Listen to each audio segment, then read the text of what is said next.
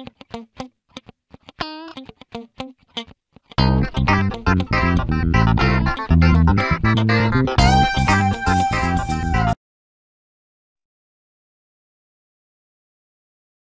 buenas tardes, les doy una cordial bienvenida a esta nueva masterclass con el doctor Hernán Piazza. Hoy vamos a estar hablando sobre los aspectos relevantes del procedimiento administrativo ante las comisiones médicas. Hernán es abogado por la Universidad Nacional de Córdoba, especialista en Derecho del Trabajo por la Universidad Nacional de Córdoba, UNL y UCC, especialista en abogacía del Estado, dictado por Procuración del Tesoro de la Nación, Escuela de Abogados del Estado. Profesor adjunto de Derecho Laboral en la Universidad de Córdoba, se desempeñó en el Poder Judicial de Córdoba por 7 años, ex relator de la Sala Segunda de la Cámara del Trabajo de Córdoba hasta el año 2014, actualmente es secretario técnico letrado por concurso público de la Superintendencia de Riesgos del Trabajo desde el año 2014. Capacitador del Ministerio de Trabajo de la Nación y en los últimos años se ha especializado en el sistema de riesgos del trabajo, conferencista, publicista en la materia laboral en general. Hernán, bienvenido. Bueno, muchas gracias. Muchas gracias, Irene, por la invitación. Muchas gracias a toda la gente de Microjuris que siempre nos acompaña. Así que bueno, y gracias a ustedes por todos los que están ahí presentes, a la gente que nos sigue por Facebook. Así que bueno, mi idea para hoy, para este tiempo que tenemos, primeramente aclarar que como esta es una masterclass, es bastante específico, voy a saltar algunos conceptos que para mí son básicos y vamos a ir presumiendo que todos saben lo que estamos hablando, ¿no? Porque es una cosa bastante específica.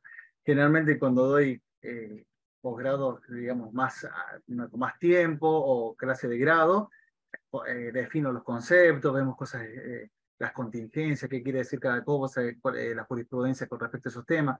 Acá vamos a obviar esa parte, vamos a ir directamente, llenamente a lo que es el procedimiento administrativo ante las comisiones médicas, enumerando qué procedimientos se pueden transitar y fundamentalmente cuáles han sido las reformas en este último tiempo. Puntualmente, en el año 2022, y principalmente en 2021 y luego en 2022, hubo reformas con respecto a algunos aspectos del trámite ante comisión médica.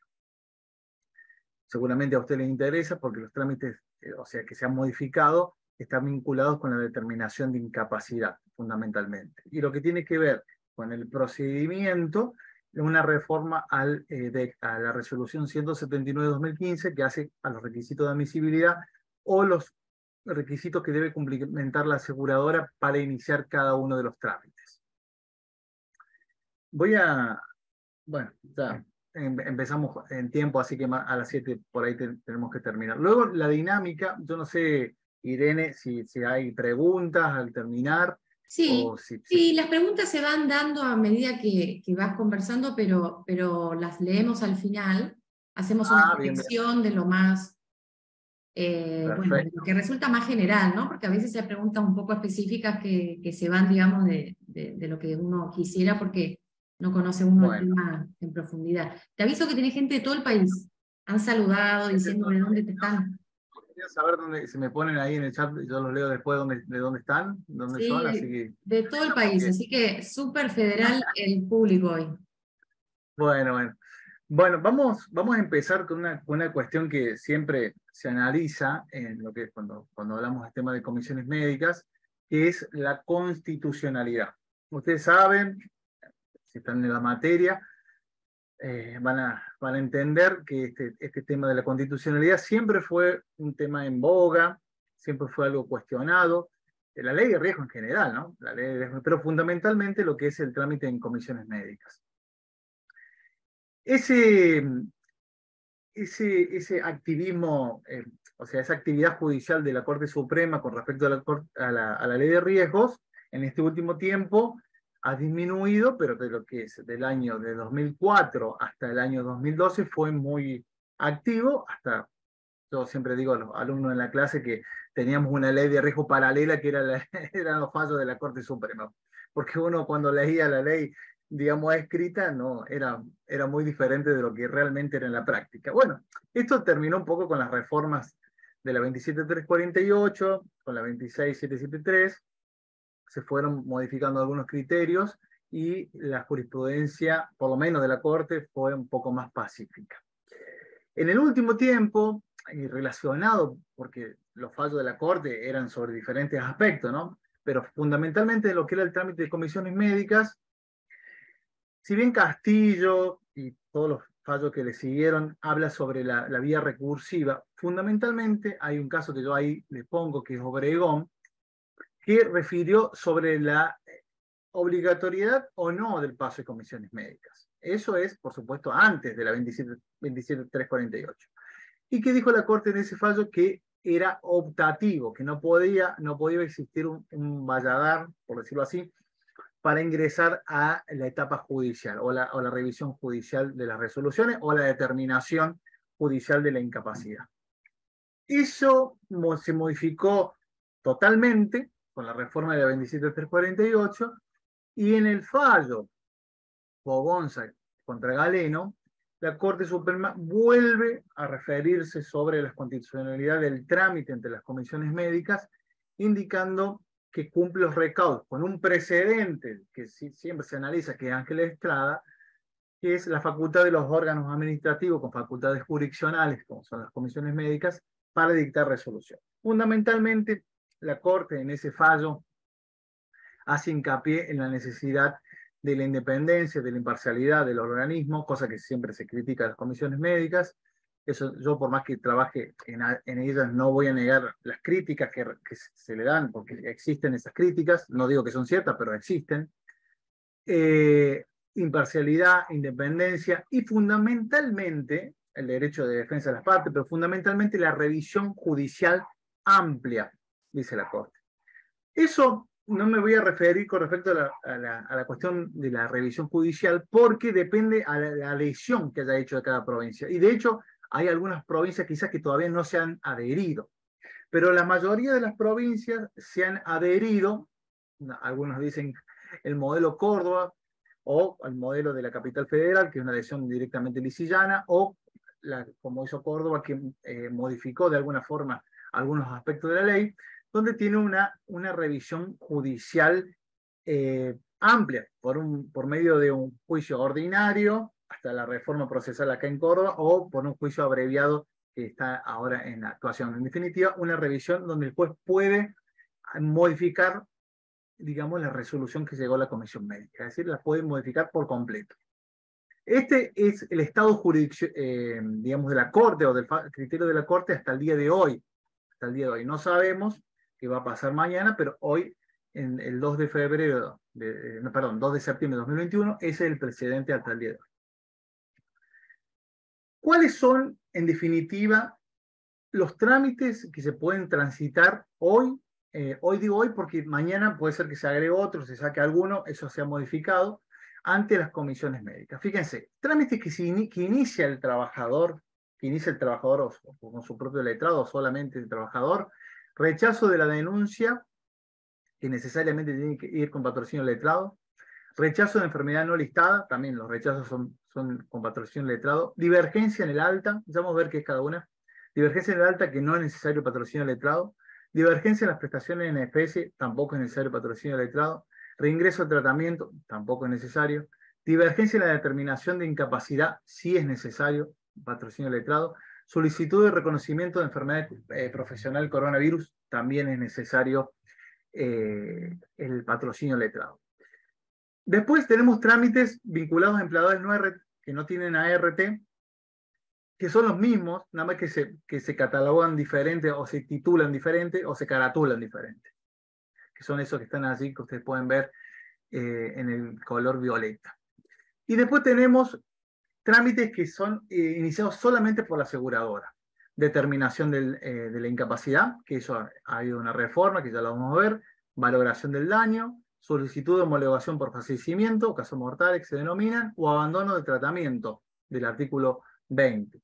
Esos son los supuestos donde la aseguradora puede iniciar por sí el trámite. Bien, vamos, esto es lo que yo le acabo de nombrar, la actividad administrativa, pero hay una actividad preadministrativa, que yo le denomino, o extraadministrativa, que no forma parte del trámite de comisión médica, pero es fundamental. ¿Qué es esto? Es la denuncia de la contingencia.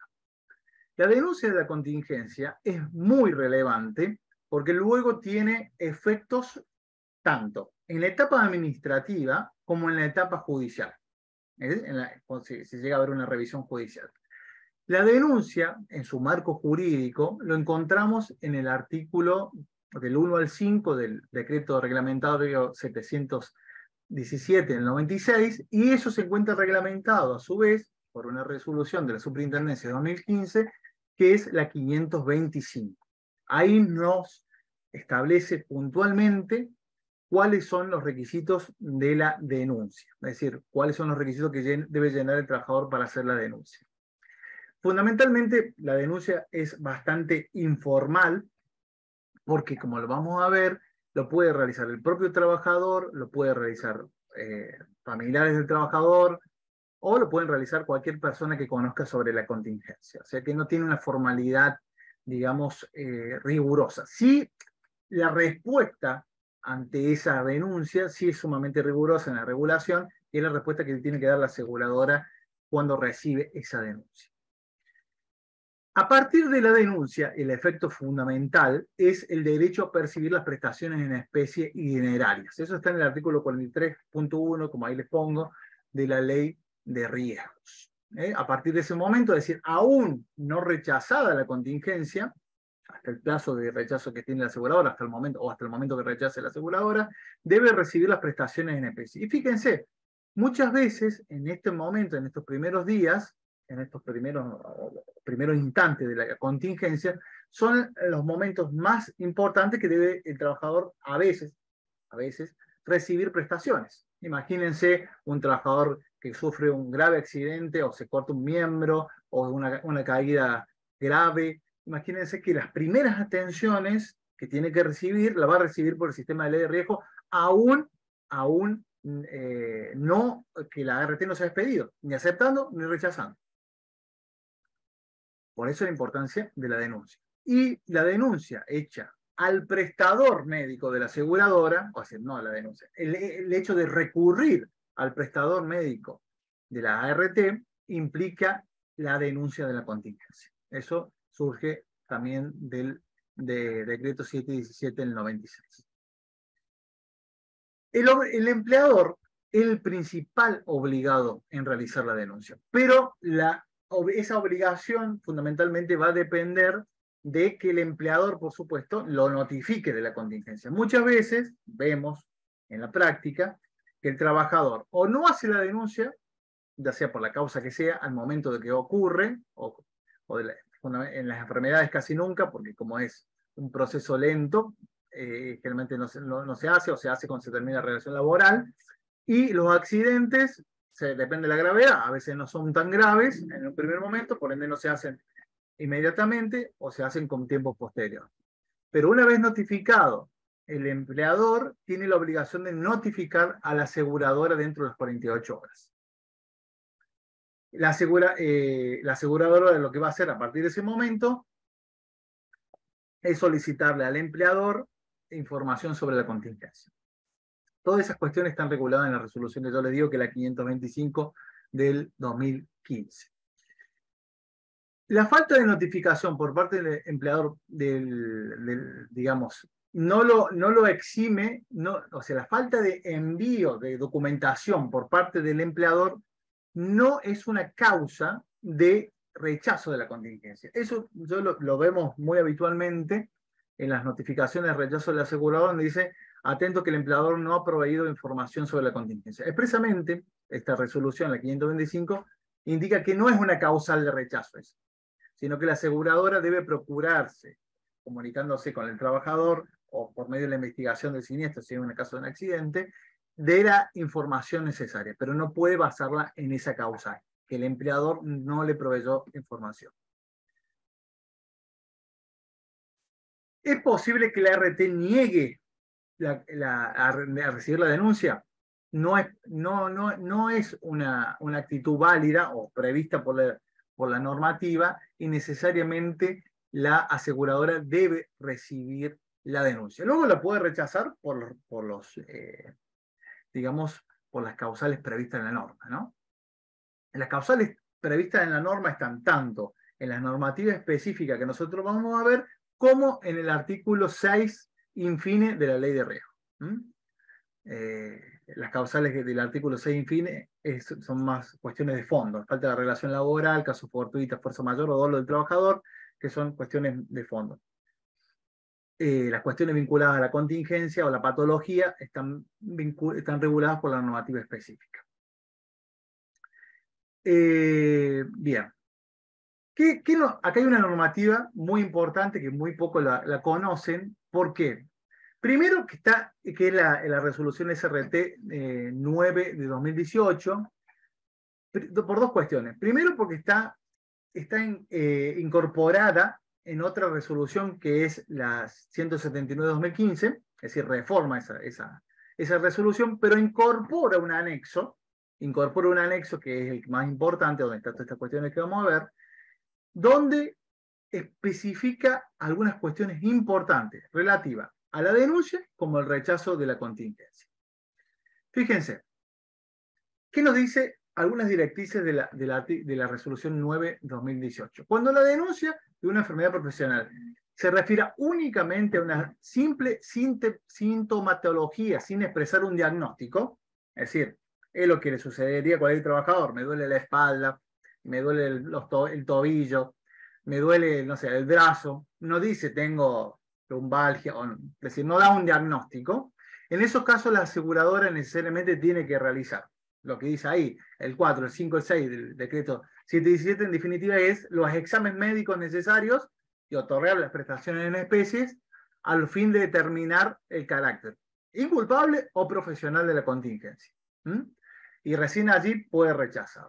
Ahora, cuando se denuncia un diagnóstico médico, es decir, casi diría yo, el 98% de los supuestos, cuando se envía una notificación con la intervención ya del letrado, es decir, en este supuesto lo que va a hacer, lo que debería hacer, o lo que dice la normativa que debe hacer la aseguradora, es expedirse sobre esta patología que se está denunciando. Solamente, exclusivamente. Y en el caso de que se encontrara otra patología de carácter profesional, lo debe hacer saber al trabajador. Es decir, diciendo, bueno, esta patología que vos denunciaste es inculpable o es profesional, pero además hay otras que hemos encontrado en el examen físico o en el análisis de la documentación médica que tienen carácter laboral. Es decir, y debe informarse eso al trabajador. Esta es una cuestión nueva que no estaba en las normativas vinculadas a la denuncia o el rechazo de la contingencia, sino que fue incorporado por esta resolución. Es decir, diferenciar si la denuncia de la enfermedad profesional es solamente sintomatología o se denuncia con diagnóstico médico.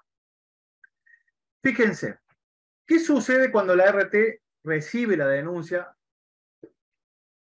Una vez recibida, tiene 3 actitudes para tomar en un tiempo determinado. Tiene 10 días hábiles administrativos que los puede extender por 10 días más, es decir, una extensión de plazos, y tiene 3 actitudes: aceptar el siniestro de la enfermedad, hacia el accidente o la enfermedad, guardar silencio, no decir nada, o rechazar la contingencia. Son las 3 actitudes que puede realizar. Ya vamos a ver que para cada una de estas actitudes hay un trámite específico.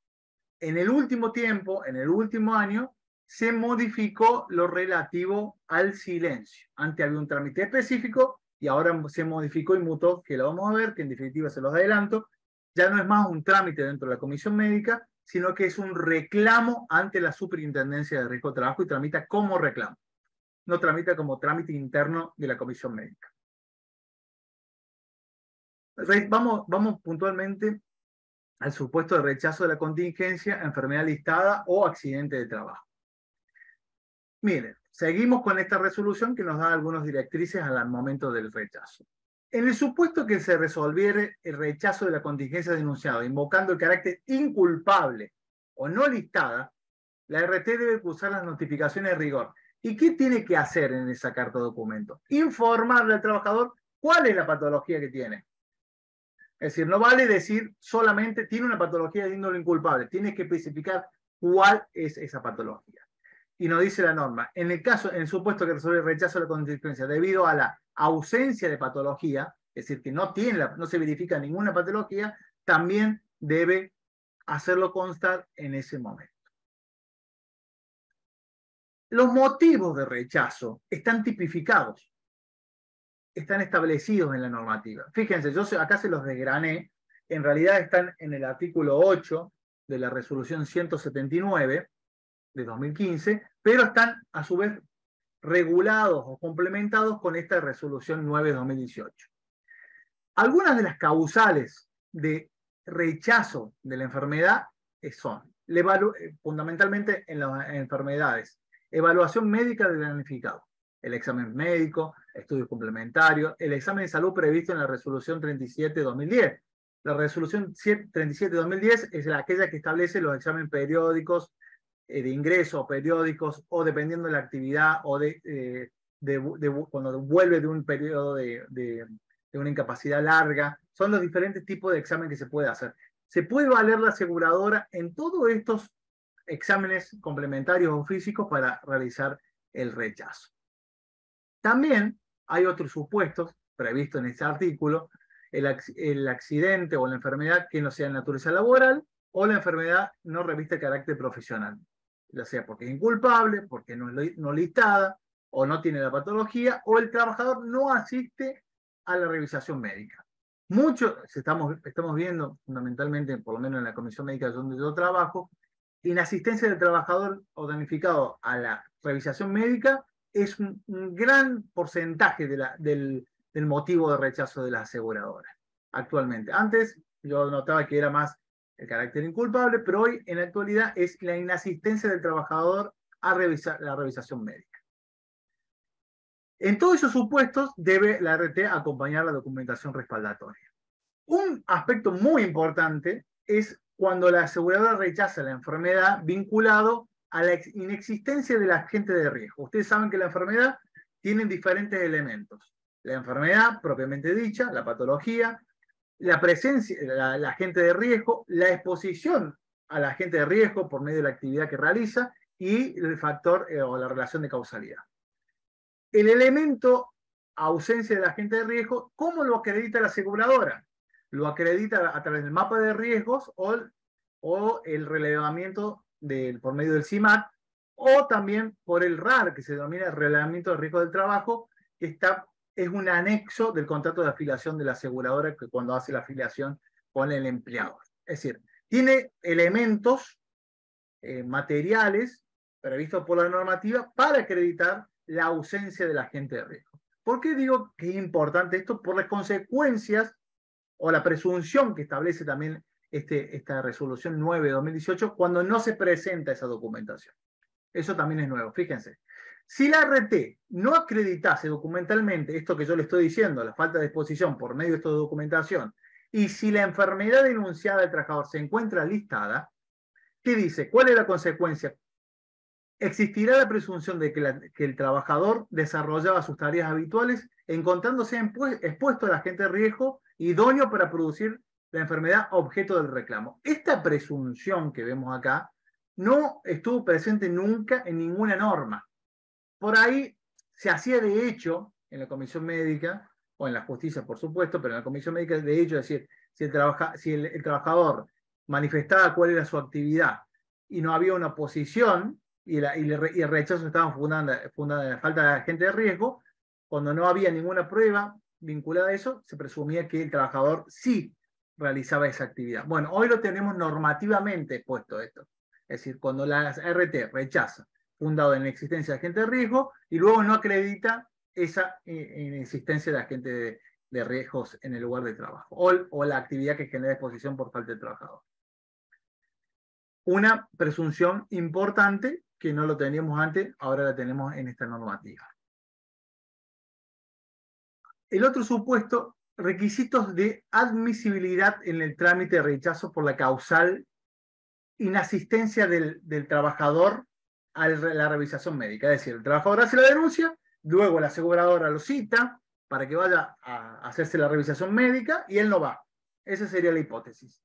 En este supuesto es uno de los pocos supuestos donde el trabajador necesariamente para iniciar el trámite de rechazo tiene que acompañar un certificado médico de un especialista en medicina del trabajo para acreditar la patología que indica que padece. Es el único supuesto. En realidad no es el único. Ahí yo les pongo que también en los casos de empleador sin RT también se exige el mismo supuesto. Pero en los otros casos, con los otros motivos de rechazo, no es un requisito de admisibilidad la presentación del certificado médico, solamente cuando se rechaza por inasistencia del planificado a la revisación médica. Esto no lo teníamos tampoco y a veces se exigía de hecho en las comisiones médicas y no tenía una recepción normativa. Hoy sí la tiene. Fíjense, una cuestión importante. Ustedes saben que las aseguradoras muchas veces no rechazan solamente por cuestiones vinculadas con la patología, sino que rechazan por cuestiones vinculadas al contrato de afiliación. Es decir, porque el contrato de afiliación se extinguió al momento del accidente o al momento de la primera manifestación en mediante, o existe un supuesto de dolo, prescripción o lo que sea. ¿Qué nos dice el artículo 8, infine de la resolución 179, vinculada al rechazo, cuando se rechaza por esta causa? Que yo le digo, en definitiva, que son estas causas establecidas en el inciso, en el último apartado del artículo 6, o en el último párrafo del artículo 6, nos dice que sin perjuicio del cumplimiento de los requisitos dispuestos por el inciso A y B, que son todo esto que estamos viendo del presente artículo, a los efectos de acreditar acadamente todos los extremos de la relación. Es decir, además de alegar el dolo, la prescripción, tiene que la aseguradora hacer los exámenes médicos necesarios para saber si la patología es profesional o inculpable. ¿Por qué? Porque puede suceder que la aseguradora refiera que hay dolo, perdón, no dolo, sino que hay una prescripción. Y luego no analiza la patología que tiene el trabajador, ni siquiera lo cita para revisarlo. Eso no puede hacer, tiene que revisarlo. ¿Por qué puede suceder? La comisión médica puede resolver que no existe la prescripción, que no hay prescripción. Entonces, queda el trabajador en un primer momento sin ningún tipo de cobertura por parte de la aseguradora. Entonces, necesariamente, además de esgrimir la defensa, tiene que realizar las revisaciones médicas necesarias para saber si es inculpable o profesional la contingencia que tiene. Esto tampoco estaba, es una reforma incorporada en el último tiempo. Bien, los requisitos en general para iniciar el trámite de rechazo de la contingencia en lo que es accidente y enfermedad listada son los que vemos ahí, están en el artículo 1 y 2 de la resolución 298-2017, es vinculada a la identidad del trabajador, la denuncia, el rechazo, todo lo vinculado con el patrocinio letrado, la opción de competencia, todo eso que ya sabemos. Además, se incorpora por la resolución SRT 899-2017 un requisito muy importante en las enfermedades, pero mucho más importante en los accidentes. ¿Cuál es este requisito? Está en el artículo 6 de esa resolución 899-2017, que es, en el caso de los accidentes, la descripción de la contingencia, describirla, calificarla, si es un accidente in itinere, si es un accidente en ocasión, establecer que no hay, si la RT refiere a algún eximente, contrarrestar ese eximente y ofrecer prueba en ese momento vinculado a esa argumentación. Es como nosotros decimos, como sucede en las demandas abreviadas, en los juicios abreviados, donde se inicia la demanda y se acompaña o se ofrece toda la prueba en ese momento. Requisitos agregados, bueno, es esto que yo le estaba diciendo, ahí fundamentalmente dice lo que le acabo de decir sin mostrar la diapositiva. Y en caso de la enfermedad, en definitiva lo que se tiene que argumentar es sobre los elementos de la existencia de la enfermedad. La enfermedad propiamente dicha, el agente de riesgo, la presencia, la actividad que genera exposición y la relación de causalidad, que muchas veces está suplido por el certificado médico de parte que se acompaña. Muchas veces en la mayoría de los casos. A veces no, pero en la mayoría de los casos sí. Acá es lo que yo le digo. Eso es lo que deben analizar ustedes cuando presentan un caso, cuando tienen un caso de una enfermedad fundamentalmente. tenemos supuestos de valoraciones médicas de los elementos de la enfermedad y supuestos de valoración jurídica. Es decir, la enfermedad como elemento es un elemento netamente médico, porque se define por protocolos médicos. El abogado no puede, no es su competencia, por decirlo así. Se valoran estudios, se realizan, digamos, pruebas, depende de la patología que sea. La presencia del agente de riesgo y la posición del agente de riesgo son cuestiones más de hecho, pero sin perjuicio de ello, tiene que estar, como les dije recién, en instrumentos establecidos por la norma.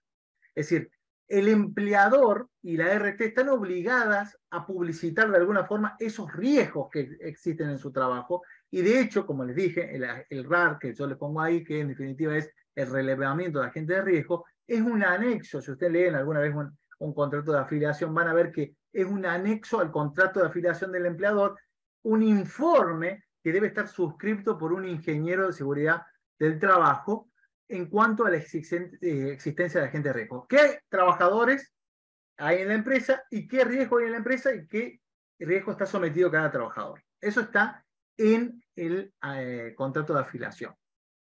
El CIMAT que hace la aseguradora, pero una vez ocurrido la contingencia, o a los fines de revisar si el empleador, es decir, no ha ocurrido ninguna contingencia, a los fines de revisar el trabajador ha cumplimentado con las recomendaciones que le ha dado la aseguradora a los fines de evitar la proliferación de estos riesgos. Es decir, el CIMAT, condiciones y medio ambiente de trabajo, se hace antes de que ocurra la contingencia, a los fines de controlar al empleador, o se hace después como investigación de la contingencia cuando ocurre. Y también los testimonios que se pueden presentar en las comisiones médicas sirven para, digamos, de alguna forma acreditar estos dos elementos. Es decir, son de acreditación fáctica, pero también tiene su, digamos, su asentamiento en instrumentos establecidos por la norma que pueden ofrecerse, y de hecho lo que tienen que ofrecer no es el trabajador, sino tiene que ser la aseguradora en representación del empleador. Bien, eso del riesgo. Acá yo le hago un cuadro para que ustedes puedan ver cómo se va dando la existencia del agente de riesgo, dónde ustedes pueden encontrarlo. Fíjense, cuando empieza el contrato laboral, en el principio de esa línea verde, en definitiva es esto que yo les digo, tiene la función de prevenir y se hace al momento de la realización del contrato de afiliación, yo lo que le acabo de decir. Luego, cuando se produce la contingencia, cuando se denuncia la contingencia, está la realización del CIMAT, a donde se verifica la existencia del daño y a los fines de revertir el daño o ratificar, digamos, la denuncia o rechazar la denuncia. Para eso sirve el CIMAT, que se hace luego de la denuncia.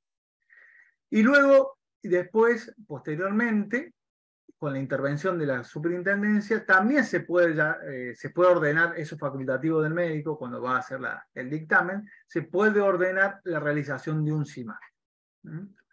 En todos esos tiempos hay diferentes instancias donde se analiza la existencia del agente de riesgo. Bien, vamos a hacer un poco un resumen de lo que venimos viendo. Yo no voy siguiendo el trámite puntualmente, sino que les voy diciendo las novedades que tiene el trámite, porque supongo, como les dije, que conocen el procedimiento. Luego me pueden hacer alguna duda, alguna duda puntual sobre el procedimiento. Pero yo voy haciendo alusión a los cambios que ha habido. Fíjense, y acá un resumen. El trámite del rechazo del accidente y el trámite del rechazo de la enfermedad listada. Si inicia el expediente, que ahora es iniciación presencial, se debe cumplimentar en los accidentes, ¿no? Se debe cumplimentar los requisitos del artículo 1 y 2 de la resolución SRT 298, se presenta por parte del trabajador del escrito establecido por la resolución SRT 899, se ofrece prueba en ese momento, la aseguradora va a presentar el informe del caso, que en definitiva es por qué ha rechazado la contingencia en el caso del accidente, fundamentalmente se vincula a la investigación del siniestro, si es un accidente in itinere hubo un desvío, si es un accidente en ocasión porque el trabajador no estaba haciendo una cuestión particular o lo que sea, justificar por qué fue el rechazo. Luego tiene el dictamen del secretario técnico del letrado que tiene dos soluciones. Otorga carácter laboral a la contingencia, si es así, si le otorga carácter laboral pasa al médico para que dictamine sobre la patología médica. Y si niega la naturaleza laboral, pasa al servicio de homologación a los efectos del acto de clausura. Es decir, se tiene por agotada la vía administrativa y el trabajador va a poder recurrir a la justicia. ¿Qué sucede en los supuestos de enfermedad listada? Muy parecido. Se inicia el expediente presencial, se debe cumplimentar los requisitos del artículo 1 y 2 de la resolución 298, se presenta el escrito de la resolución 899, se ofrece prueba, se presenta el informe del caso por parte de la aseguradora. Ese informe del caso va acompañado de todos los documentación médica o lo que sea, o el CIMAT, o el RAR, depende de la causal de rechazo. Allí, la primera intervención la va a tener el secretario técnico sobre la admisibilidad de la prueba y la regularidad del trámite, va a emitir un dictamen ahí, luego pasa el expediente al médico. ¿Para qué? Si define que la enfermedad es profesional, pasa el servicio de homologación, se cierra el expediente, pero no se agota. ¿Por qué no se agota la vía administrativa ahí? Porque el trabajador tiene que recibir las prestaciones de NPS que no recibió porque le rechazó el empleador. Luego la aseguradora puede dar el alta o seguir dándole tratamiento por el periodo de la incapacidad laboral temporaria, que son 2 años. Es decir, si le da el alta, ahí empieza la otra etapa. Es decir, la etapa de la determinación de incapacidad o divergencia de determinación de incapacidad. Si el médico concluye que es inculpable, que no hay exposición al agente de riesgo, o no tiene tareas que generen exposición, o no hay relación de causalidad, cualquiera de todos esos supuestos, en ese caso pasa el servicio de homologación a los fines de que emite el acto de clausura y si tiene por agotada la vía administrativa. Y el trabajador tiene ya expedita la vía judicial. Eso en resumen de lo que sucede en el procedimiento de comisiones médicas de rechazo de la contingencia, dependiendo si es accidente o dependiendo si es una enfermedad listada. En el caso de la enfermedad no listada, que es un caso bastante complejo, porque es difícil de acreditar, en eso, a donde interviene la Comisión Médica Jurisdiccional y la Comisión Médica Central, es decir, si la Comisión Médica Jurisdiccional otorga el carácter de enfermedad no listada, hay una elevación automática de la Comisión Médica Central para que defina si es listado o no, o ratifique que es listado o no. Si la Comisión Médica Central, si la Comisión Médica Jurisdiccional rechaza el carácter de enfermedad no listada, no se eleva automáticamente a la Comisión Médica Central, solo se eleva por apelación. O el trabajador tendrá la opción de recurrir a la justicia para revisar esa resolución. Pero fundamentalmente, cuando se presenta un caso de enfermedad no listada, lo importante es presentar la petición fundada que hace referencia al artículo 9.1 del anexo 1 de la resolución 179. ¿Y qué es la petición fundada en definitiva? Se tiene que argumentar de la existencia de los elementos, porque como no está listada, hay que explicar a la comisión médica por qué quiere que sea listada. Es decir, porque hay un agente de riesgo, hay una enfermedad generada por un agente de riesgo, por una actividad, y hay una relación de causalidad. Y esa patología no tiene incidencia extralaboral, es producida solo por el trabajo.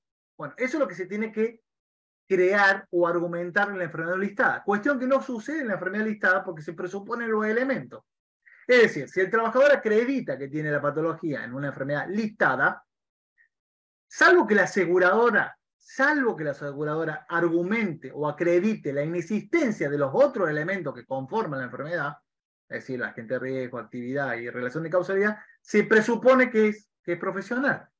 Acá no se presupone nada. Hay que acreditar cada uno de los elementos. Por eso la complejidad y por eso muchas veces, o la mayoría de veces, se rechaza.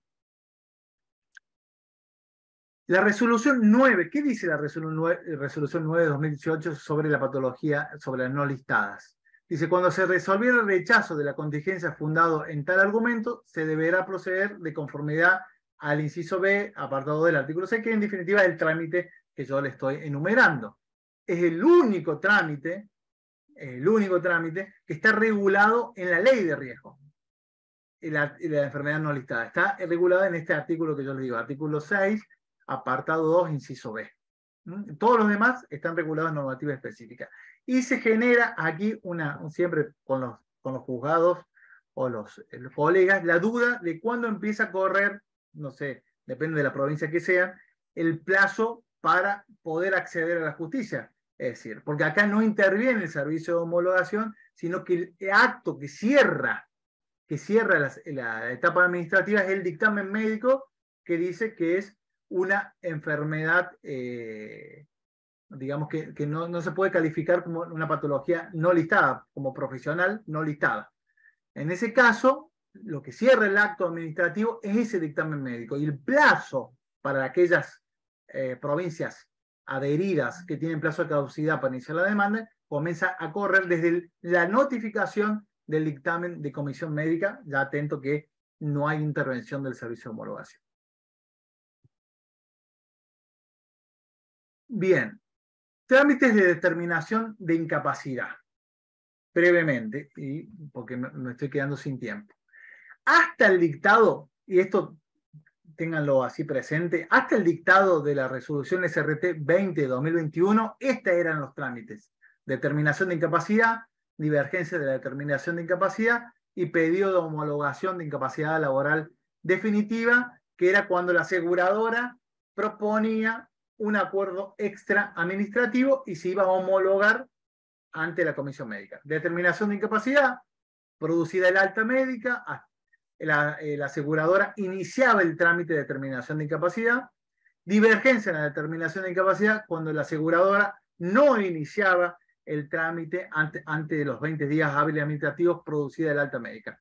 Fundamentalmente, ¿por qué? Porque en los casos de determinación de incapacidad, la aseguradora entendía que había incapacidad, alta con incapacidad. En los supuestos de divergencias de determinación de incapacidad, la aseguradora entendía que era una alta sin incapacidad. Por eso no lo iniciaba.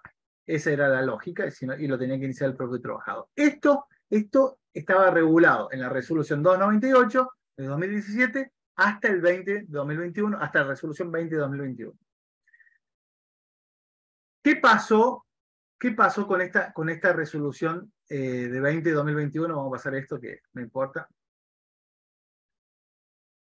porque ya veo que no, el tiempo corre rápido. Es lo siguiente.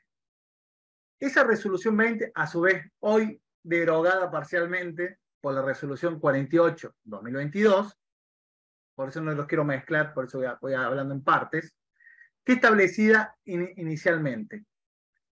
Todo el fundamento, después lo pueden leer del dictado, que era el colapso de comisión médica luego de la pandemia, en definitiva, pero establecía dos cuestiones.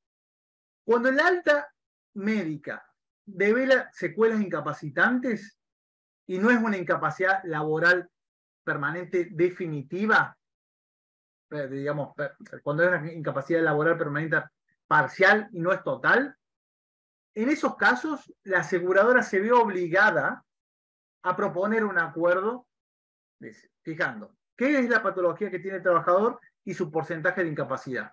Antes era facultativo hacerlo, ahora pasa a ser, desde el dictado de esa resolución pasa a ser obligatorio, y hoy eso está vigente. Hoy eso está vigente, es decir, necesariamente la aseguradora debe proponerle un acuerdo. Luego, eso, digamos, tiene toda una reglamentación que no viene el caso, que yo se los dejo ahí para que lo lean, que necesariamente el ART debe notificar al trabajador y a su letrado patrocinante, debe constituir patrocinio, o sea, tiene que intervenir el abogado en esa actividad extrajudicial. Si el trabajador se niega a firmar ese acuerdo, necesariamente debe iniciarse un trámite de determinación de incapacidad. Eso en definitiva es lo que dice la norma. Se tiene que hacer un informe de valoración del daño, que es lo que es la equivalencia al dictamen médico, cuando hay un acuerdo de este tipo, que fundamentalmente la diferencia está en que se fijan en los antecedentes médicos, es decir, no hay, digamos, de por sí una obligación de realizar un examen físico. Esa es otra reforma que incorpora esta reglamentación, es decir, cuando hay elementos necesarios médicos, documentales, se puede prescindir del examen físico. Bueno, toda esta cuestión hoy está vigente. Hoy está vigente. ¿Qué sucede con este punto? Con las altas sin secuelas incapacitantes. Antes de la reforma, y resumiéndolo, porque hoy está derogado, lo que hacía la comisión, lo que debería hacer la comisión médica eran tres opciones. Es decir, acuérdense que el supuesto de que el trabajador presenta la denuncia, es aceptada por la aseguradora le da tratamiento médico y luego cuando le da el alta le dice usted no tiene incapacidad, usted está recuperado. Entonces el trabajador tenía tres opciones. Percibir de la aseguradora compensación médica, que por supuesto era voluntaria por la aseguradora, no era que se la tenía que ofrecer sí o sí siempre, que era hasta el 5% del equivalente de, digamos, calculado con su IBM, hasta el 5%, una compensación económica hasta el 5%. Es como si digamos, ¿cómo decir? Una creación de que ese trabajador tenía hasta un 5% de capacidad, puede ser 1 hasta 5, el equivalente económico. Pero en realidad la aseguradora estaba diciendo que no tenía nada, solamente era una compensación económica. Después podemos discutir cuál es el fundamento de esta compensación económica. Solicitud de agotamiento de vía administrativa, es decir, el trabajador podría decir, mire, no quiero someterme al trámite de comisión médica, quiero ir directamente a la justicia, era la otra opción, o solicitar el trámite de divergencia de determinación de incapacidad previsto por la 298. Hoy esto no existe más, está derogado. ¿Qué es lo único que queda? El trabajador necesariamente debe transitar el trámite previsto por la resolución 208. No, perdón, 298-2017. ¿Qué es esto en definitiva? Presentarse ante la comisión médica, requerir un turno de audiencia médica, citación de la audiencia médica, primera audiencia médica, pedido de estudio, segunda audiencia médica, dictamen. Si se fija incapacidad, pasa al departamento de prestaciones médicas, se cita a la audiencia del servicio de homologación a los fines del acuerdo. Si no hay acuerdo, se cierra el expediente y pasa a la justicia. Si el trabajador quiere reclamar, la RT puede apelar, o en el caso que haya acuerdo, se homologa. Es decir, el trámite clásico que había desaparecido como opción, es decir, era una de las opciones que había antes, ahora es la única alternativa a partir de la reforma. Después, esta resolución es importante que la lean porque establece otros supuestos que son las excepciones de la audiencia médica presencial, es decir, hay dos, eso se lo resumo, hay dos posibilidades. Se establecen los supuestos donde el médico va a poder emitir un ITM que se llama, que es un informe técnico médico, que suplanta el dictamen médico, que es el que se realiza sin la presencia física del trabajador, es decir, solo se resuelve con la documentación médica. Ese es un tipo, digamos, digamos, de trámite que omite la audiencia médica. Y el otro tipo es la realización de la audiencia médica, pero de forma a distancia. Es decir, cuando se puede optar, es decir, necesariamente la comisión médica tiene que requerir esa opción, se le tiene que prestar consentimiento, se le tiene que solicitar consentimiento al trabajador y se tiene que proveer del link a los fines de ingresar al examen médico. Por supuesto que no es para toda la patología, sino que son para patologías muy determinadas en los supuestos muy específicos donde se puede hacer virtual. Es decir, en lo que tiene que ver a distancia o la omisión de la audiencia médica son dos supuestos. La realización del informe técnico médico, es decir, que no se ve el trabajador, solamente se analiza su documentación, y el otro alternativa es hacer la audiencia médica a distancia. Esas son las innovaciones que están hoy vigentes también de la resolución 20 del 2021.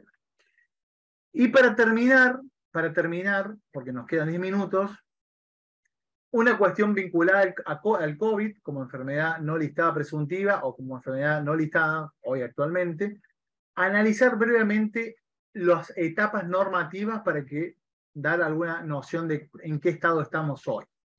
Fíjense, porque el COVID es otra patología que siempre la analizo separada porque tiene sus particularidades, pero en definitiva podemos dar una clase específicamente de COVID porque es muy, muy particular y tiene toda la normativa.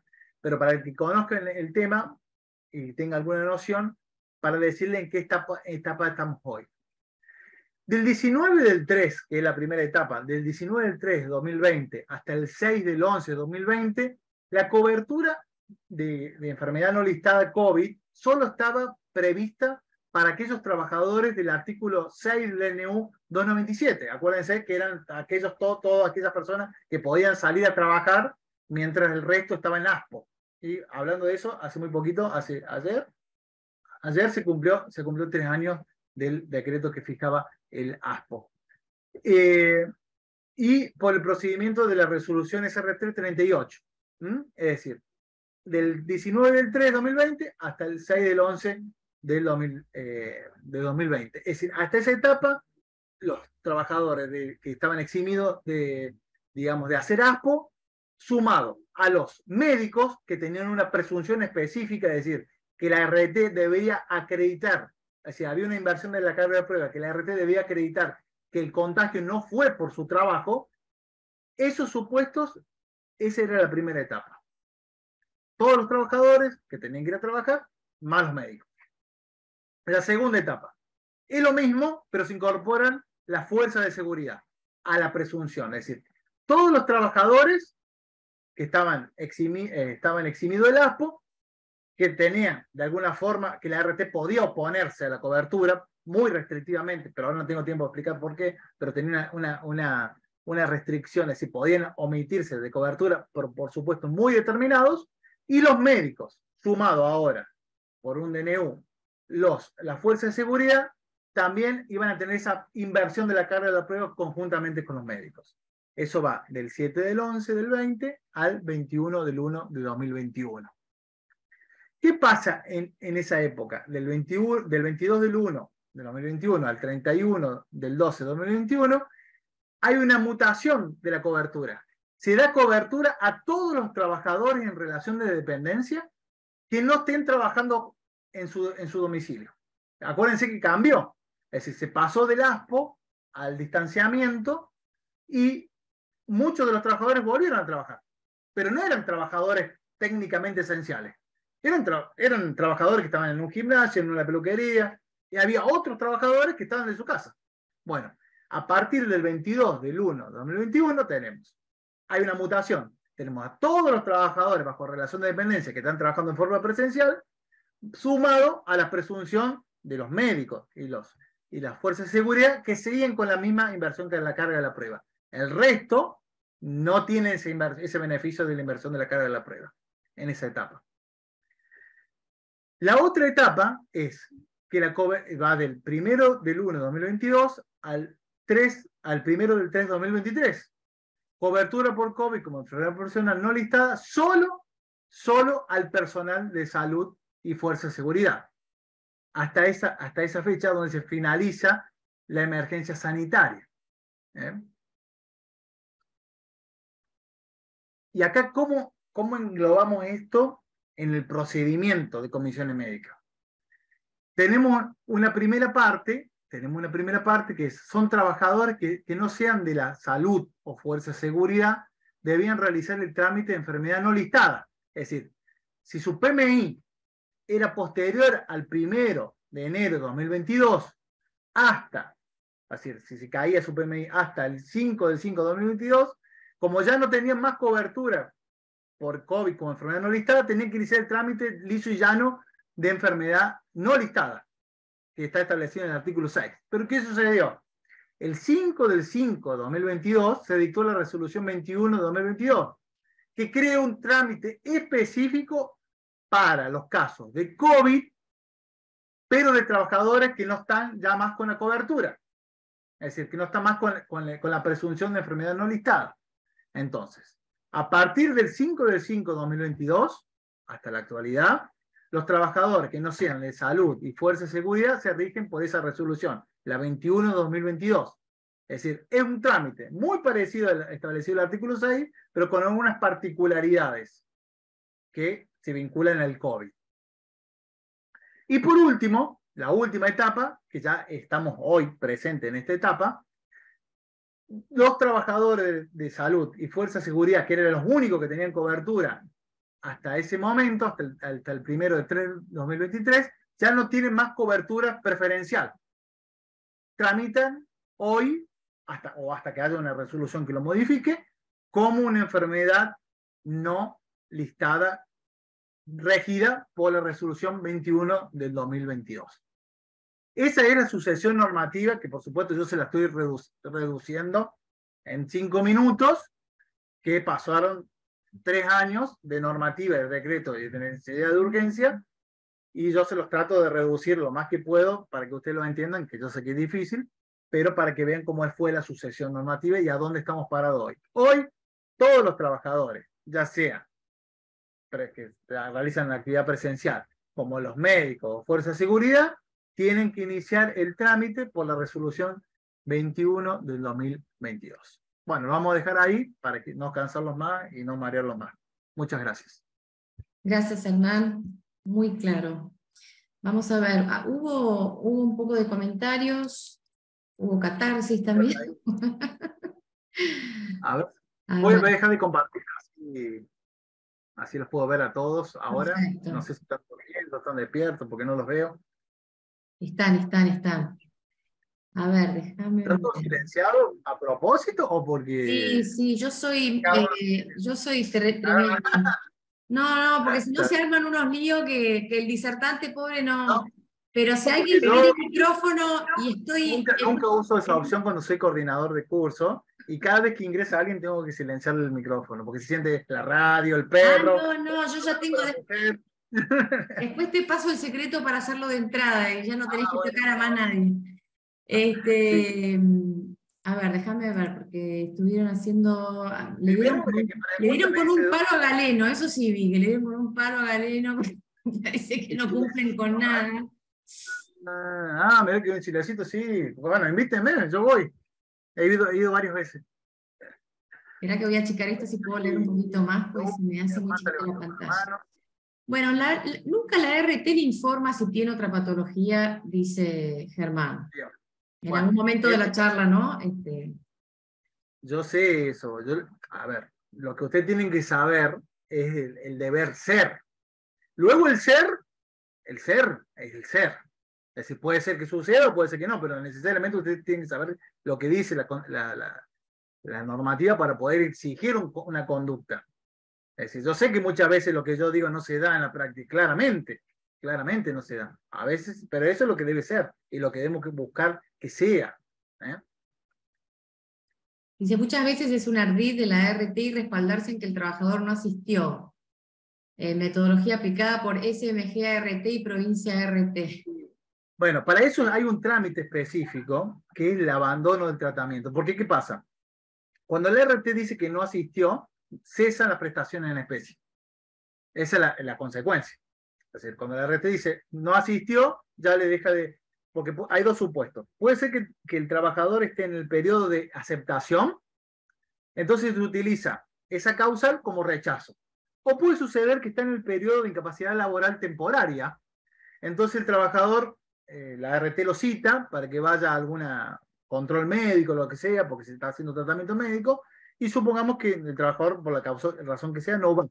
La consecuencia de no ir en ese periodo de incapacidad laboral temporaria es la pérdida del salario, o sea, del pago del salario por la RT. Entonces, para ese supuesto especial hay un trámite que es el abandono para que poder la aseguradora autorizarle no pagarle más la sustitución de salario, tiene que hacer un trámite en comisión médica. Y en esos casos, el 98% de los casos, que es donde intervenimos nosotros, vemos que está notificado el mismo día de la audiencia médica, o está notificado a 10.000 kilómetros de donde vive el trabajador. Bueno, entonces todos esos supuestos nosotros los rechazamos, decimos, no procede el abandono porque el trabajador no ha tenido la oportunidad de ir. ¿Qué sucede? En los supuestos de antes, en el periodo de aceptación, cuando el motivo de rechazo es, digamos, el no ir, ahí ya nosotros no tenemos posibilidad, digamos, de controlar eso. Lo que hacemos, si es un accidente o una enfermedad, analizamos en su conjunto. Es decir, verificamos, lo utilizamos como un argumento más en el dictamen. Vemos que el trabajador fue notificado el día 15 para ir al día 15. O sea, le llega la notificación el día 15 para el día 15, para ir a 2.000 kilómetros, porque a veces las aseguradoras están en Buenos Aires y por ahí desconocen el territorio. Piensan que está a 2 kilómetros y está a 40, 500 kilómetros la sede más próxima. Entonces, eso lo valoramos y lo utilizamos como un argumento más para revertir el rechazo en los casos que correspondan, porque a veces, sin perjuicio de ello, puede suceder que la contingencia no califica como por ejemplo accidente de trabajo. Entonces, el hecho de que no haya ido al examen médico no es dirimente en ese caso. A veces sí y a veces no. Por eso digo, depende de la etapa donde sea. Si es después de la etapa de incapacidad laboral temporaria, es muy relevante analizarlo, porque el trabajador pierde el salario en definitiva.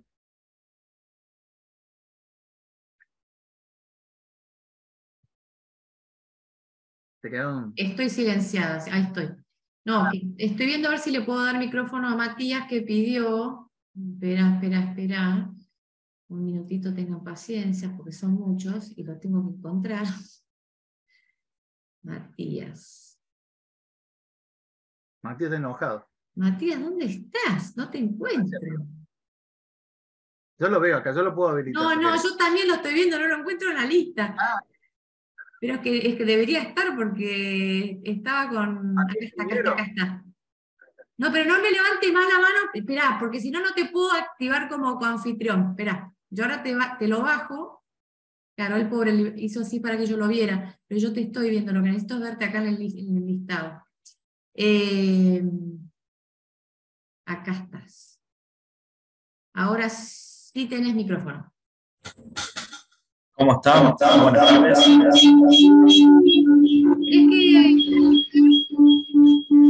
porque no tenés micrófono? ¿Me escuchan ahí? Sí, pero ¿tenés el celular cerquita, puede ser? O... Sí. Ya lo corto. Ahí está, ¿me escuchan mejor? Sí. Sí, le hago una consulta. Sí, Está sucediendo acá, particularmente soy de la provincia de La Rioja, una empresa, una RT, que cubría varios trabajadores en una empresa textil que está quebrada pero no liquidada. Entonces, hay casos en los que los trabajadores tienen fijado, ¿no es cierto? Ya tuvieron la audiencia médica, tienen fijado la incapacidad, pero no pueden percibir su crédito atento a que la RT no cumple. ¿Cuál es el proceder? No ha cumplido. O sea, es una empresa que está en quiebra y tiene RT. Caso muy raro. La RT ha quebrado, ¿no es cierto? Bien. Pero no se ha liquidado. Entonces, ¿cómo hacen efectivo su crédito los trabajadores? ¿Qué RT es? Productores de fruta. O sea, está en una etapa de revisión de su estado contable, porque digo, hasta ahora que yo sepa, no le han quitado la autorización para funcionar como aseguradora, digo. No, pero continúa brindando prestaciones a través de mutuales. Independientemente de eso, una vez que interviene, empieza a haber denuncias o sea, en realidad lo que hay que hacer primero es denunciar a la Superintendencia de Seguros o a la Superintendencia de Riesgo del Trabajo, principalmente a la Superintendencia de Riesgo del Trabajo, que no se está cumpliendo con los dictámenes, para que tomen nota y aperciban a la ART para que cumpla. Está denunciado. Si eso continúa así, va a intervenir la superintendencia, tiene la obligación de avisar a la Superintendencia de Seguro que tiene problemas de liquidez. La Superintendencia de Seguro de la Nación va a pedir un informe. Eso sucede siempre. Pide un informe a los fines de analizar sus estados contables y explicarle por qué no está cumpliendo. Luego, si eso no prospera, la propia Superintendencia de Seguro manda a liquidar. Ese procedimiento. Yo no tengo conocimiento en qué etapa está ahora de eso. Si eso es así, la cobertura pasa a cargo del Estado. Es decir, por el fondo de reserva. Está administrado hasta ahora, digamos, por el Superintendencia de Seguro de la Nación, por medio de una gerenciadora que es prevención. Es decir, las prestaciones las va a dar prevención, la ART. Hasta que no se modifique, digamos, hasta que venga otra y gane ¿cómo se llama? El concurso de precios. Hasta ahora está prevención. Así funciona. Pero no tengo idea, la verdad, digo que no sé en qué etapa está del proceso productor de fruta. Claro. Pero si está cumpliendo hay que denunciar para que se sepa esa situación, esa irregularidad. Este caso se denunció particularmente, entre otros. Lo denuncian. Se denunció y la superintendencia respondió justamente eso, que está quebrada pero no está liquidada, entonces no va a entrar por el fondo. O sea, va a entrar por el fondo, o sea, cuando inicie todo el proceso, en algún momento el fondo va a hacer cargo de todas esas contingencias que están sin pagar. Sí. quizá está en una etapa intermedia de intervención del juez de quiebra, que interviene, un juez de la liquidación. Entonces, quizás está en una etapa intermedia donde todavía no se pueden determinar el pasivo, pero sí necesariamente, de hecho, nosotros lo vemos todos los días con RT que se han liquidado, que el fondo está respondiendo. Perfecto, Bueno, perfecto, bien. hermoso. Gracias. ¿Dónde sos? Así dejamos a otro también que haga su consulta. ¿Sos de Capital, Matías? Estaba Germán también. Espera que le bajo la mano y lo voy a tener que buscar. No me vuelva a poner la mano, Germán, y así te encuentro. Espera. Germán estuvo haciendo bastantes consultas a lo largo de la charla. A ver, Germán, yo no lo veo. No, ahora se fue. No sé si se desconectó. Bueno, Ahí ahora está, Germán, sí, está. A ver si yo lo puedo activar acá. Ahí está. ¿Sí? Germán. ¿Qué tal? Ahora Sí, sí. lo puedo. Bueno, qué bueno. ¿Qué tal? Buenas tardes. Bueno, primero agradecerte, Hernán, tu predisposición. Dos cuestiones. La primera es una pregunta que está vinculada. ¿Cómo? ¿Dónde sos? ¿De dónde? De Rosario, sí.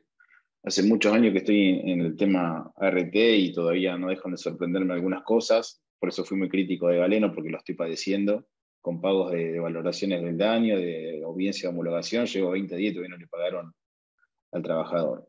Y el sistema no funciona concretamente porque no quiero utilizar una expresión ordinaria de la calle, pero Galeno ya se popó en la ley de riesgo de trabajo. No le importa absolutamente nada. He tenido contacto con la gente de Buenos Aires y me dijeron, sí, estamos pagando 35 días el capital y un par de días después los intereses. Y bueno, y así estamos. Somos un poco víctimas de esta situación. Independientemente de eso, quería hacerte una pregunta con respecto al tema COVID. Porque me ha pasado, y tengo algunos casos de este tipo, en donde el alta la tuvo X día de X años, vamos a poner como ejemplo septiembre del 2021, y sus manifestaciones clínicas vinculadas a la enfermedad las empezó a tener o empezó a descubrirse un tiempo después. ¿Cómo funciona el plazo de prescripción? Digamos, estas resoluciones que vos mencionabas con respecto a la prescripción, ¿tienen algún tinte con relación a eso? Hay una resolución de la gerencia de legales que establece que la PMI, o sea, la PMI no está definida en ninguna normativa, o sea, habrá, pero para el COVID hay una resolución, si querés después yo te la mando, ahora no lo recuerdo, de la gerencia de legales que nos dice que es el momento, es el primer día de la baja laboral. El primer día de la baja laboral. De la asistencia. Ese es la PMI. Ahí se va a considerar la PMI. Ese momento. Ese es el criterio que tenemos hoy. De ahí, el tema de prescripción es un tema bastante complejo. Porque yo por lo general tomo como fecha de prescripción a partir de la alta médica. Y en ese sentido no he tenido mayores discusiones. Pero digo, en el tema COVID, donde vos tenés una alta médica con una fecha, te daba como ejemplo, y está a punto de producirse la prescripción, pero sus manifestaciones clínicas respecto a esta patología lo empieza a descubrir tiempo después. ¿Cómo funcionaría? ¿Cómo operaría la cuestión allí? A ver, yo tengo un criterio muy específico sobre prescripción. Entonces, por ahí es un criterio propio, no es un criterio del organismo, ¿no? Yo creo que es el tema de prescripción. Si el Estado pone un trámite previo que necesariamente deben cumplir, ya sea el COVID o cualquier otro, necesariamente la prescripción no puede empezar a correr, sino hasta tanto haya certeza de que tiene la patología o no la tiene. Es decir, eso surge del artículo 4 de la ley 26.773. Sí. Porque todos analizan la prescripción del 44.1, pero no se lee conjuntamente con el 4. El 4 dice, la prescripción comenzará a correr notificados los supuestos del inciso de la primera parte del artículo, que es dictamen en comisión médica, muerte del trabajador. Bueno, entonces, para mí la prescripción, en mi cabeza, y eso no es criterio del organismo, lo aclaro, es criterio mío propio, comienza a correr desde el que el trabajador conoce si tiene o no tiene la patología. ¿Y quién es el único que puede decirlo en el trámite administrativo? La comisión médica. Entonces, en el caso que vos me estás planteando, yo entiendo que cuando la Comisión Médica Central, que es muy... Yo no he visto casos de rechazo de Comisión Médica Central casi de COVID, pero supongamos que la Comisión Médica Central rechaza el COVID porque no se dan los supuestos, creo que de ese momento, desde el dictamen de Comisión Médica Central, es donde empieza a correr el plazo de prescripción, porque vos te enteraste ahí, tuviste certeza del organismo que establece la ley encargado de determinar si tienes o no la patología. ¿Cómo va a empezar a correr antes si antes no sabías que tenía? O por lo menos no estaba declarado. Perfecto. No, lo que yo iba puntualmente, si dentro de todo este cúmulo de resoluciones respecto al COVID había algo que modificaba el tema de la prescripción puntualmente en este tema. No, con respecto al tema de la prescripción, no. Solamente en la época del ASPO hubo un periodo donde se suspendió el plazo de la prescripción, que fue desde el decreto de ASPO hasta noviembre, hasta el 28 de noviembre de 2021.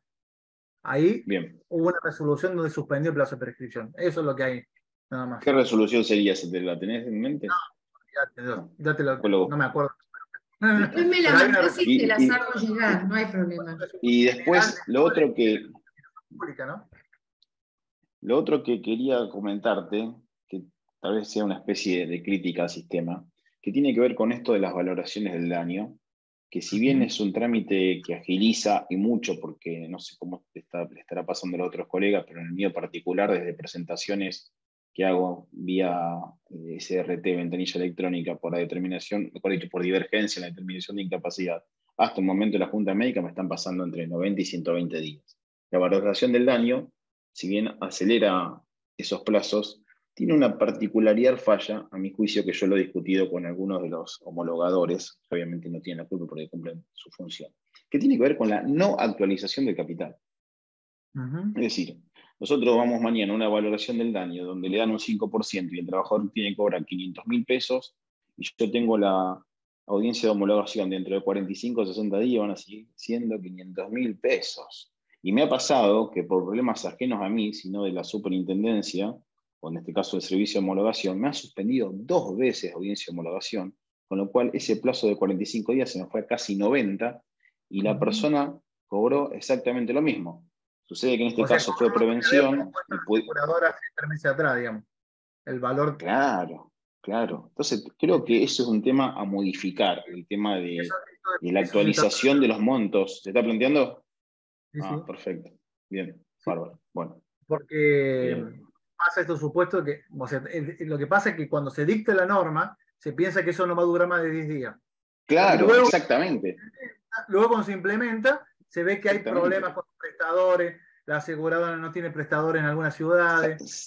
¿Sabés qué pasa? Me está conveniendo más especular con no ir a la valoración del daño cuando es clara, y iniciar el trámite. Y te voy a dar un ejemplo. Fui a una valoración del daño de un hombre que me dieron 7,66 y al tipo le correspondían 700.000 pesos, vamos a decir.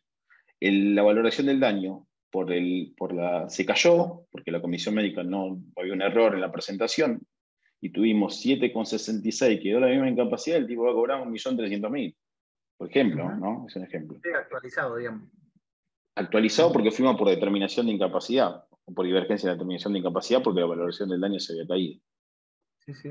Así que bueno, muchísimas gracias a todos. Gracias, Hernán. Muchas gracias, Hernán. Gracias. Bueno, Hernán, vamos con la última, ¿te parece? Natalia dice que hay casos en los que mandan remis para los tratamientos médicos y no pasa jamás por ellos. Luego acusan que el trabajador no va porque no quiere.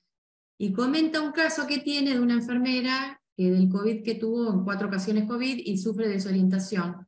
Y estaba con tratamiento neurológico, no la pasaban a buscar, sola no podía ir, le decían que esperara y bueno, y así estaba todo el día, ¿no? Bueno, para esos supuestos, si bien no es de competencia de la comisión médica, sí es competencia de la superintendencia. Es decir, para que no se confunda, la comisión médica está dentro de la superintendencia. A veces parece que fuese todo lo mismo, pero en realidad no es lo mismo. Entonces, cuando suceden esas cosas hay que hacer un reclamo que funciona dentro de la comisión médica, el área de reclamos, pero esos reclamos van directamente a la superintendencia. Entonces, es un problema de prestaciones en especie, eso. en definitiva, el transporte del trabajador de un lugar a otro para una cuestión médica es vinculado a una prestación en especie. Se hace el reclamo, se hace el requerimiento de la aseguradora y la aseguradora responde. Dirá, no, mire, el auto yo lo mandé, no, perdón. Bueno, entonces, dirá, no sé si va a decir perdón, pero bueno, va a decir, en este supuesto pasó tal cosa, va a tener que dar una explicación. Y si no da la explicación, se sanciona. Se sanciona, pero lo que sucede es que muchas veces no se hace el reclamo posterior, entonces la superintendencia no se entera de eso. Entonces la RT no es sancionada. Es decir, el trabajador o el letrado del trabajador tiene la herramienta para poder compelir al cumplimiento. Ok. ¿Vos podrías repetir el artículo de la resolución 298-2017 de la SRT, donde se dispone la finalización del trámite administrativo por enfermedad inculpable que finaliza con la intervención del servicio de homologación? Digamos, ¿Te acordás? No sé. No, digamos, las causales por cuál se puede terminar digamos, un dictamen o cómo puede resolver un dictamen médico no están previstas, digamos, en la resolución 298. Surgen del baremo 658, es decir, si yo reclamo que tengo hipoacusia y no tengo hipoacusia, no tengo la enfermedad de hipoacusia, esa enfermedad es inculpable. O si no tengo la presencia de agente de riesgo ruido, la resolución será falta de agente de riesgo. O si no tengo actividad que genere exposición, será que no tengo actividad. O supongamos que esa hipoacusia sea por un golpe y no sea por el ruido, no va a haber relación de causalidad. ¿Voy a tener hipoacusia? Sí. ¿Puedo estar expuesto al ruido? Sí. Pero la causa de la hipoacusia no es el ruido, es un golpe que tuve cuando tenía 10 años y me caí de un árbol, supongamos. Entonces, ahí va a ser, dependiendo digamos, el motivo o el elemento que falte de la enfermedad, va a ser la respuesta. Eso no surge, digamos, de la 298, sino que surge del baremo, en definitiva, de enfermedades profesionales. Bueno, Hernán, muchísimas la 298 gracias. está vinculado a los requisitos que tiene que cumplir el trámite. Muchísimas gracias por la charla. Bueno, acá se suma una última consulta. ¿Usted aprecia la cantidad de cuestiones en las que el que debería ser beneficiario del tratamiento en especie debe de tener presente de contemplar si acaso pretendiera afrontar el procedimiento y estas vicisitudes sin asistencia letrada? ¿Cuán difícil le puede llegar a resultar? Sí, yo lo entiendo. Lo que sucede es que no es, digamos que no puede ir con letrado. Es facultativo. Y de hecho, acá nosotros tenemos muchos casos, porque ¿qué sucede? ¿Cuál es el problema? Vamos a hacerlo bien concreto. Estos supuestos no hay regulación de honorarios. O sea, no hay intervención, no hay regulación. No hay acuerdo de honorarios en las divergencias en las prestaciones en EPS y en la divergencia en el alta. Es el problema que tiene el letrado. Así, si yo voy a asistir a un trabajador como letrado en un trámite de divergencia en las prestaciones o divergencia en el alta, no tengo respuesta por parte de la aseguradora de honorarios. ¿Qué sucede? Acá en Córdoba, lo que ha sucedido es que hay una maraña, digamos, de pedido de regulación en la justicia después. Tuvo que pedirse el Tribunal Superior porque ¿qué sucedía? Hubo un conflicto de competencia. Iban al juego civil algunos, otros iban al juego laboral, y como no estaba regulado quién tenía la competencia, uno decía que es un contrato de locación, bueno, iban al juego civil. Otro decía, no, en la materia laboral, iban al juego laboral. Se tuvo que pedir al Tribunal Superior diciendo, bueno, que es laboral en definitiva, pero hay un montón de casos, muchos casos, de pedido de regulación. Porque hay situaciones intermedias donde no se fijan los honorarios. Por ejemplo, rechazo de la contingencia ratificada por comisión médica. O sea, la comisión médica dice, sí, está bien rechazada esa enfermedad, ese accidente, el abogado no tiene honorarios. O el supuesto que diga que sí, está mal rechazado, también ese trámite no tiene honorarios. ¿Cuál va a tener honorario? El trámite que inicia la determinación de incapacidad, cuando inicie la determinación de incapacidad, y esa determinación de incapacidad fija incapacidad, si no tampoco va a tener honorario. Bueno, todas esas situaciones el abogado realizó una actividad. Presentó pruebas, presentó recursos. Bueno, eso no tiene actualmente, porque la comisión médica no puede regular un honorario, sino solamente homologa pactos de honorario. Entonces, la alternativa, por lo menos, en la ley de adhesión de Córdoba lo dice expresamente. Esas circunstancias se tendrán que regir por el Código Arancelario y remite al Código Arancelario esa hipótesis. No sé cómo serán las otras provincias, pero en Córdoba está regulado esas circunstancias donde el abogado no tiene acuerdos de honorarios, ¿no? Y ahora, antes no se utilizaba y ahora sí hay una utilización masiva de ese medio que es lógico porque el abogado ha realizado una actividad profesional. Seguro. Sí varía los montos, o sea, porque a veces, muchas veces, ¿y quién es obligado al pago? Porque muchas veces, ese es el tema para otra charla, porque muchas veces en un caso de rechazo de la contingencia, donde se ratifica el rechazo, yo no puedo cobrarle a la aseguradora, porque la aseguradora ganó, digamos. ¿A quién tendría que cobrar? El trabajador. No quedaría, es un crédito contra el trabajador. Entonces se presentan esos inconvenientes. Ahora, en un trámite de rechazo, donde se revertió el rechazo por la actividad del abogado, porque fundamentó, hizo todo lo que tenía que hacer, ahí sí podía ir contra la aseguradora, porque perdió en el trámite, por decirlo así, perdió objetivamente. Claro. Entonces hay supuesto y supuesto. O, por ejemplo, en el trámite de divergencia en las prestaciones en especie, ¿cuál es la base económica? La prestación, ¿cuál? Lo que están haciendo los jueces acá es regulando ius. Se fijan 5 ius, 10 ius, 15 ius. Es decir, no tienen base económica. Muy bien. Bueno, si se quedaron ganas de seguir escuchando a Hernán, el martes que viene, a la misma hora, va a dar situaciones especiales de la ley de riesgos, pluriempleo y sucesión. Es un tema sumamente complejo, ¿no? Sumamente complejo. Complejo. Pluriempleo y sucesión de siniestros. Así que, bueno, martes. ¿Qué pasa si un trabajador tiene de un trabajo y tiene un agente de riesgo compartido? Ejemplo docente. Bueno, eso es lo que vamos a ver. Y la sucesión de siniestros y esas situaciones especiales de riesgo.